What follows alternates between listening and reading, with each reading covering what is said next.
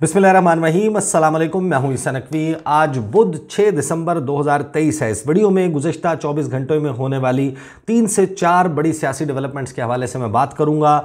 एक बड़ा सियासी लतीफ़ा है, इनमें से खबर जो है वो आप यूँ समझिए कि इस वक्त बहुत बड़ा सियासी लतीफ़ा बना हुआ है शहर इक़्तिदार का। एक बदतरीन सियासी पेशगोई है पाकिस्तान मुस्लिम लीग नवाज़ के हवाले से। इस वीडियो में तज़किरा करेंगे कि मौलाना फजलुर रहमान किस किस्म का माहौल मांग रहे हैं अपने लिए, और वो माहौल उनको मिलेगा या नहीं मिलेगा, ये एक बड़ा अहम सवाल है इस वक्त पाकिस्तान की सियासत के लिए। और ये भी बात होगी कि मुस्लिम लीग नवाज़, ये मैं एक्सपेक्ट कर रहा था, तवक्को कर रहा था, और वो बिल्कुल तवक्कुआत पर पूरा उतरे हैं। वो वही कर रहे हैं जो वो हमेशा करते आए हैं, और ये मामला जो है वो पाकिस्तान के आइंदा मंजरनामे से, आइंदा सियासी मंजरनामे से बहुत ज़्यादा जुड़ा हुआ है। न्यूटन का थर्ड लॉ ऑफ मोशन जो है उसके ऊपर भी थोड़ी सी बात हो जाएगी। आगाज़ मौलाना फजलुर रहमान से करते हैं, जो अपने लिए कह रहे हैं कि हमें माहौल दें। अब माहौल से उनकी क्या मुराद हो सकती है? मौलाना फजलुर रहमान जो है उनकी जमात के हवाले से इस वक्त जो है वो मिसाल बड़ी सादर आती है।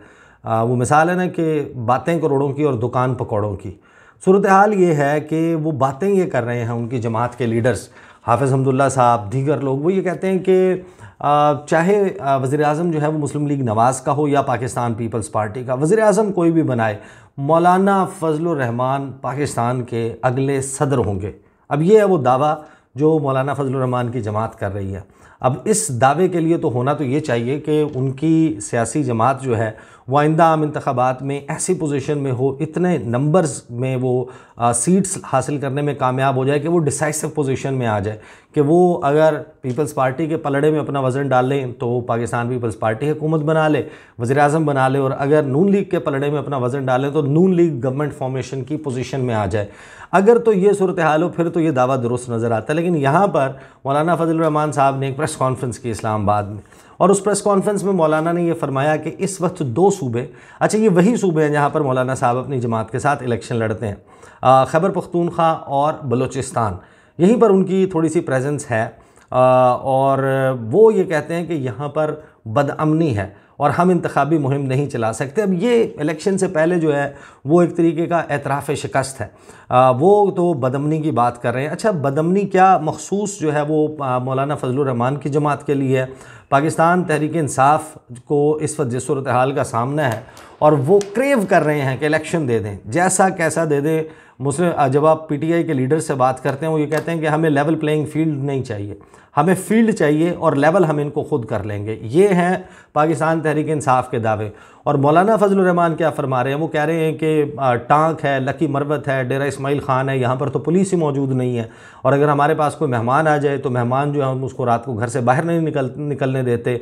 मुसल्ला जो है वो ग्रोहों का राज है यहाँ पर, वो गश्त करते हैं, और सूरत हाल बहुत ख़राब है। हम इंतखाबी मुहिम नहीं चला सकते।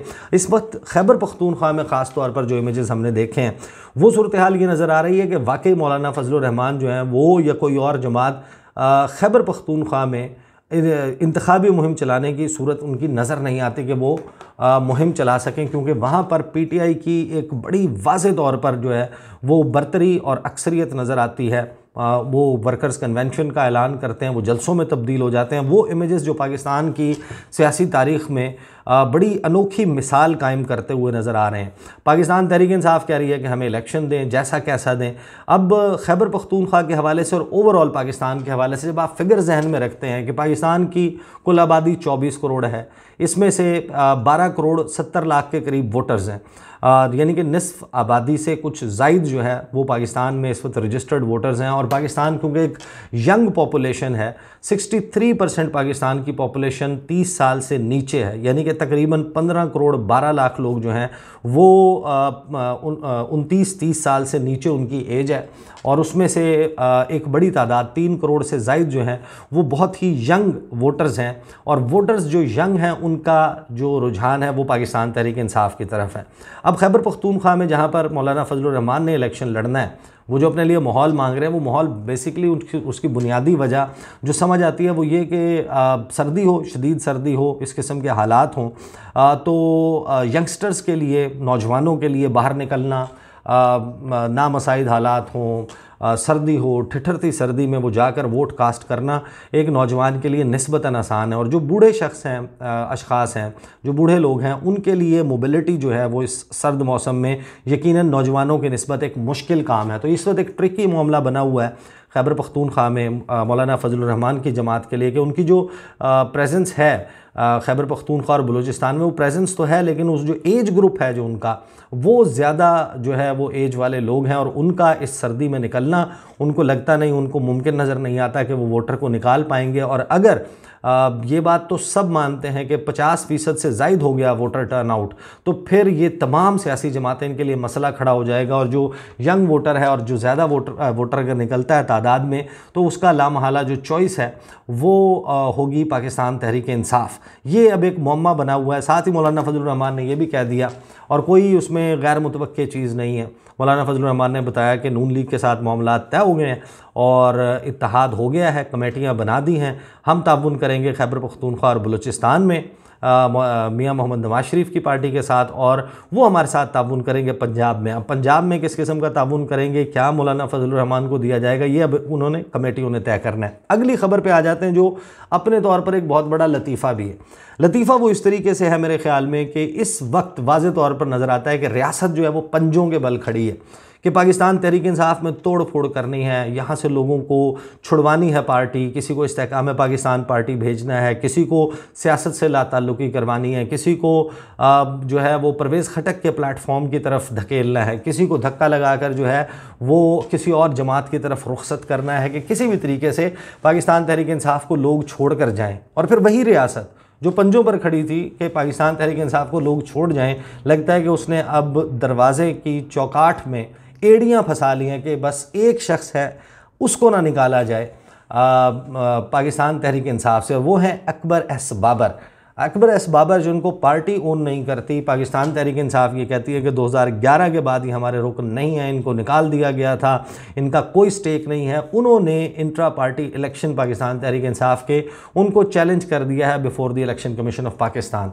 अब जिस तरह लाइट ले रही है पाकिस्तान तहरीक इंसाफ इस मामले को, ये उतना लाइट है भी नहीं, क्योंकि जब ये अगर फ़ैसला हो गया है कि पाकिस्तान तहरीक इंसाफ जो है उसका बल्ले के निशान के साथ बैलेट पेपर पर मौजूद होना मुश्किलात खड़ी कर सकता है उस शख्स के लिए जिसको हर शख्स लाडला कह रहा है आजकल, मियां मोहम्मद नवाज शरीफ, तो फिर क्यों ना इनसे बल्ले का निशान वापस ले लिया जाए। लेकिन मैं आपको बताऊं, इस वक्त शहर इक़्तिदार में इस मामले के ऊपर 2-3 जो है वो चैमगोइयाँ चल रही हैं।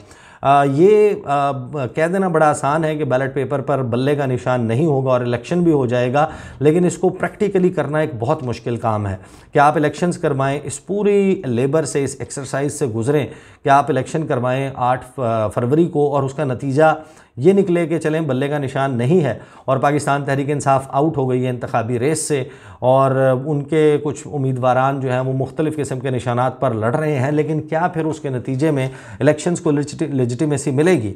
तो फिर कुछ लोग हैं जिनकी राय ये है यहाँ पर शहर इक़्तिदार में कि नहीं, बल्ले का निशान होगा कुछ यूँ कि ये जो अकबर एस बाबर ये मामले को लेकर गए हैं, ये मामला जो है इसका हतमी नतीजा नहीं निकलेगा, इस पे कहीं कोर्ट से कोई स्टे होगा, कोई फ़ैसला है वो रोक लिया जाएगा और फिर इलेक्शन जो है उसमें जाने के बाद कोई किसी एक ऐसे मौके के ऊपर कोई सरप्राइज़ आ सकता है। लेकिन ये वंस अगेन कोई कंफर्म बात नहीं है, ये वो चैमगोइयाँ हैं जिनकी मैं बात कर रहा हूँ कि जो इन्फॉर्म्ड सर्कल्स हैं, जब वो बात करते हैं इसके ऊपर कि नहीं जनाब ये हो जाएगा, निशान मिल जाएगा बल्ले का, इलेक्शन भी हो जाएगा, फिर देखेंगे कि क्या इस सारे मामले पर होता है, कोई स्टे हो जाता है। अगर पाकिस्तान तहरीक इंसाफ इस सारे मामले पर जाकर हाई कोर्ट से कोई स्टे ले लेती है और फिर इंतखाबी नताइज सामने आने के बाद भी जो है वो ये मामला एक तलवार की तरह लटक सकता है पाकिस्तान तहरीक इंसाफ पर। बहरहाल अकबर एस बाबर जो है वो जो एतराज़ात उठा रहे हैं वो एतराज़ात हैं कि वो आपके इल्म में है कि नहीं मालूम था वोटिंग कहाँ होनी है, नॉमिनेशन पेपर, इंतखाबात का, इंट्रा पार्टी इलेक्शंस का शेड्यूल, वो इस सारे मामले को इस बुनियाद बनाकर वो ले गए हैं इलेक्शन कमीशन ऑफ पाकिस्तान।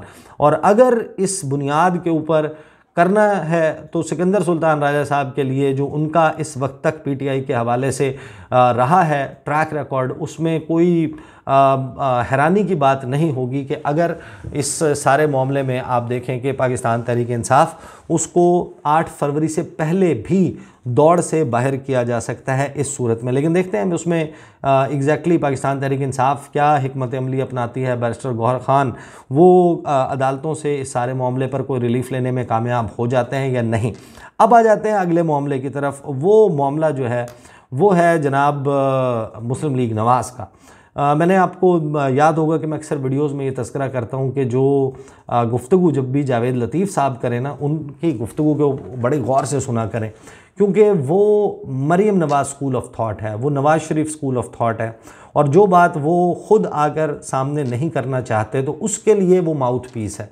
वो जब बोलेंगे उनके पास कोई पर्चियाँ मौजूद होंगी, कुछ नोट्स मौजूद होंगे, कोई हिदायत मौजूद होगी, और वो उसके मुताबिक बात करते हैं। टॉक शोज़ की बात नहीं कर रहा, जब टॉक शोज़ में करते हैं ज़ाहिर है कि झलक उसमें वही होती है, इजहार वही होता है, लेकिन जब वो बुलाकर मीडिया टॉक करते हैं तो उस मीडिया टॉक में उन्होंने जो ख़ास मैसेज कन्वे करना होता है, जो ख़ास पॉइंट्स रेज़ करने होते हैं, वो करते हैं, और वो हिदायत की रोशनी में करते हैं, अपने तौर पर नहीं करते, क्योंकि उनके पास पार्टी का ऐसा कोई ओहदा मौजूद नहीं है।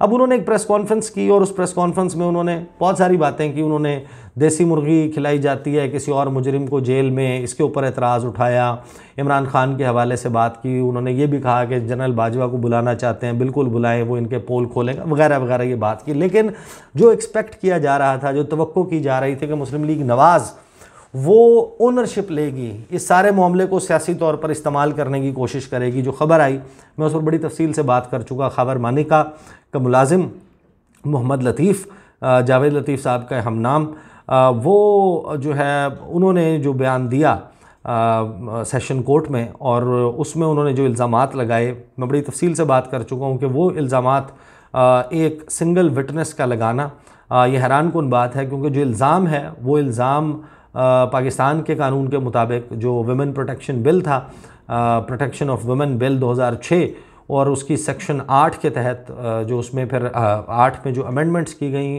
जो 1898 के लॉज में क्रिमिनल प्रोसीजर में जो तब्दीली की गई, उसमें सेक्शन 203 के बाद 203A इंसर्ट किया गया।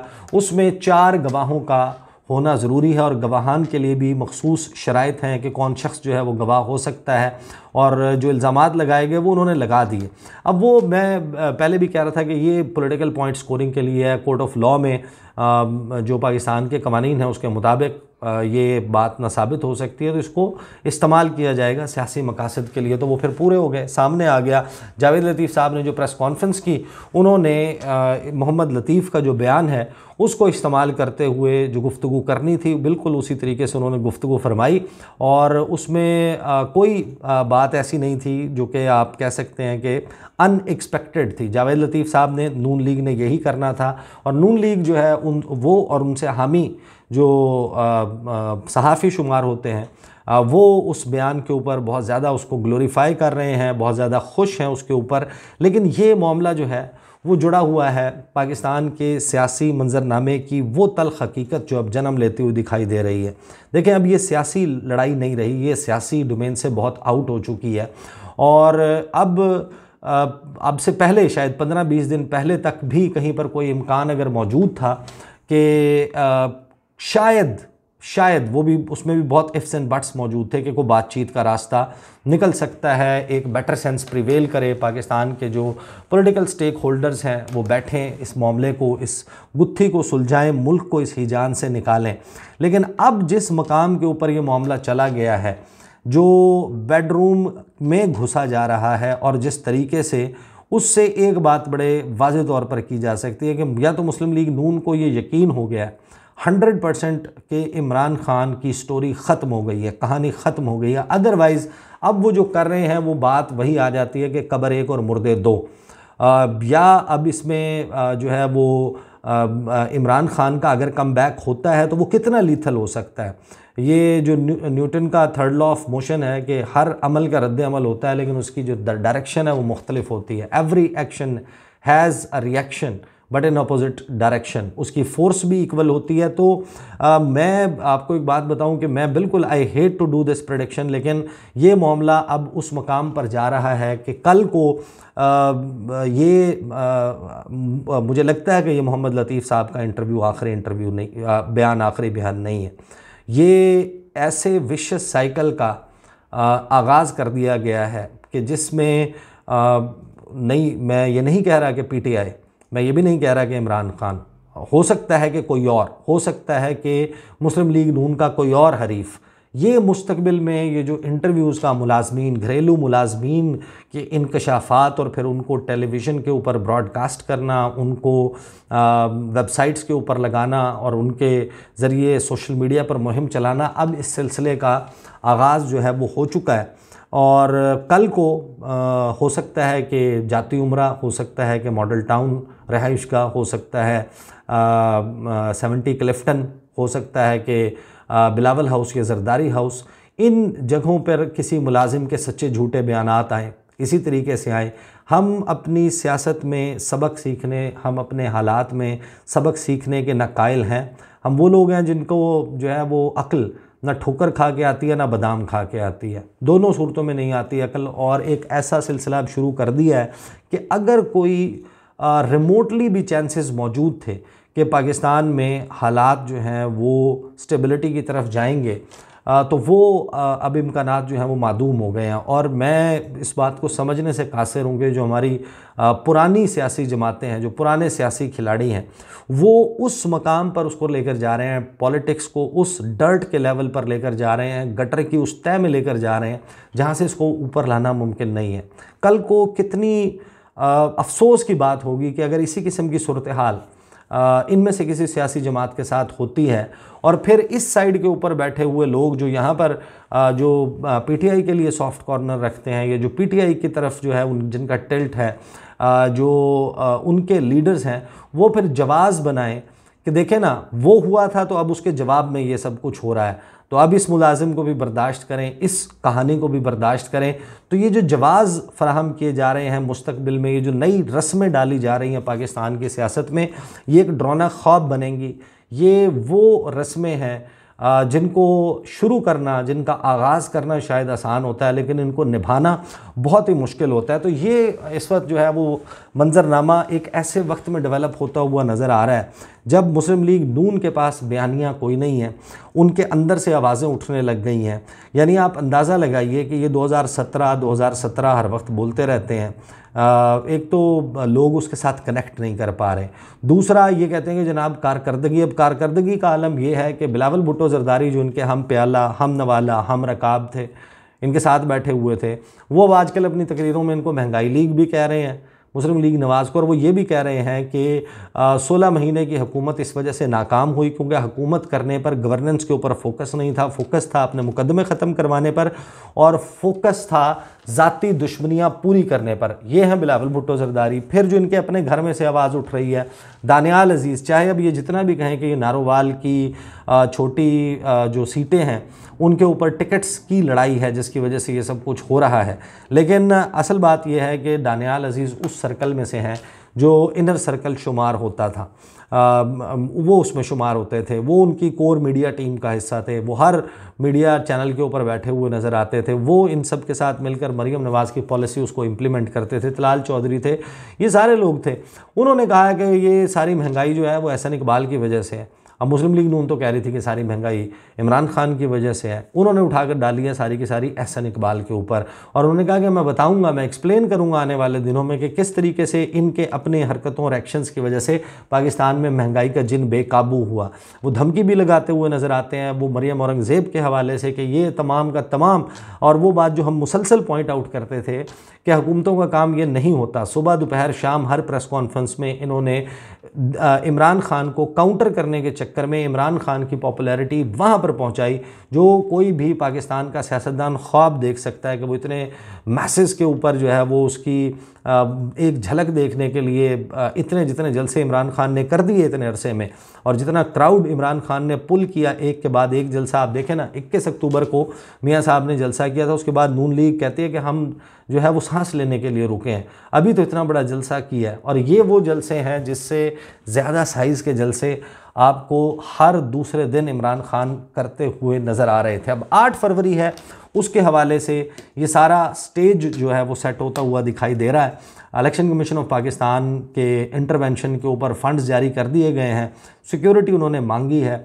सूरत हाल जो है वो मौलाना की जो गुजारिश है कि मुझे माहौल बना के दिया जाए तब मैं इलेक्शन लड़ूंगा, वो सूरत हाल बिल्कुल ऐसी है जैसे हम स्टार्ट से कहते थे कि ये चाहते हैं कि इमरान खान के और उनकी जमात के हाथ पांव बांध कर रेसलिंग करने के लिए रिंग में इनके सामने डाल दिया जाए, और या फिर अगर आपने दौड़ लगानी है तो दौड़ लगाने के लिए इमरान खान के और उनकी जमात के पैरों के साथ 2-2 ढाई-ढाई मन के पत्थर बांध दिए जाएं और उसके बाद इनको हेड स्टार्ट दिया जाए कि वो 500 मीटर दौड़ेगा, तुम 100 मीटर दौड़ोगे, तो फिर रेस होगी। लेकिन यहाँ पर ऑड्स ये बने हुए नज़र आ रहे हैं कि मुनीब फ़ारूक को मैं सुन रहा था काशिफ अब्बासी के शो में। अब मुनीब फ़ारूक साहब जो हैं उनका एक बड़ा सख्त किस्म का मौक़िफ़ है PTI के ख़िलाफ़, और मुस्लिम लीग नून के वो बड़े दिल दादा हैं। इस्तेकाम पाकिस्तान पार्टी के चैनल में वो काम करते हैं। उन्होंने उस शो में फरमाया कि जब हम ग्राउंड रियलिटी चेक करते हैं तो ग्राउंड रियलिटी ये है कि इमरान खान की जमात रियलिटी है। बात का लुब्बे लुबाब ये था, उन्होंने कहा कि वो फार अहेड है। फार अहेड का मतलब ये होता है कि अगर मुनीब फ़ारूक फार अहेड कह रहे हैं, खैबर पख्तूनख्वा में नहीं सिर्फ, वो पंजाब में भी फार अहेड कह रहे हैं, तो अगर मुनीब फ़ारूक के लिए फार अहेड हैं, अगर दी न्यूज़ के लिए फार अहेड हैं, हर सर्वे जो किया जा रहा है उसमें फार अहेड हैं, तो अब इसको किस तरीके से इसको डील करना है। They have to understand whatever their allegations are, इनके जो भी इल्ज़ाम हो कि इमरान खान जो है वो इस्टेब्लिशमेंट की पैदावार है, तो सवाल यह है कि इस्टेब्लिशमेंट की तो सब पैदावार है। फिर बात यह है कि वो इस तरह बना या उस तरह बना, वो इस वक्त पाकिस्तान की सबसे बड़ी सियासी हकीकत बन के आपके सरों के ऊपर खड़ा हुआ है। अब आपको इसके साथ डील करना है।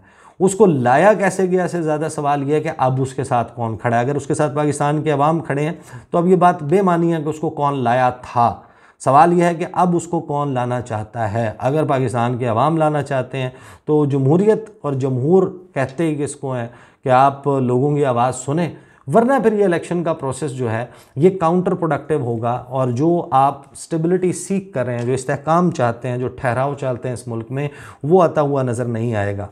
जनाब अब तक के लिए इतना ही। इंशाल्लाह अगली वीडियो में मुलाकात होगी। मुझे इजाज़त दीजिए। अल्लाह हाफ़िज़।